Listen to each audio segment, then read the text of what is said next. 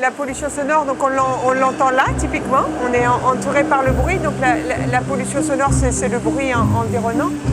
Et ce qu'il a été démontré par les études médicales, cliniques, c'est que le bruit, on s'en rend compte, ça affecte sa capacité à se concentrer, mais ça affecte aussi de manière générale son état de santé.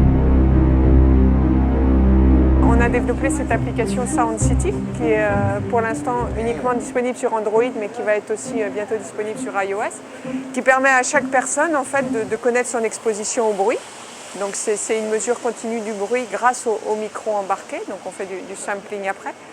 Et donc ça permet de connaître son exposition au bruit au cours de la journée.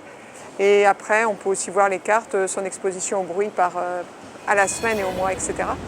Donc l'avantage de l'application, c'est qu'elle met aussi en avant les mesures limites qui sont tolérées d'un point de vue de la santé.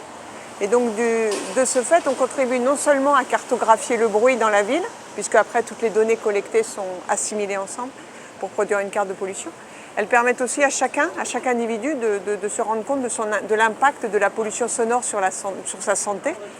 Et donc éventuellement de faire plus attention en tant que personne exposée au bruit, mais aussi éventuellement en tant que personne qui contribue à la génération du bruit. Donc il suffit de télécharger Sound City et on aura donc comme ça une contribution à la cartographie du bruit dans la ville et ça marche dans toutes les villes du monde puisqu'il s'agit de contribuer.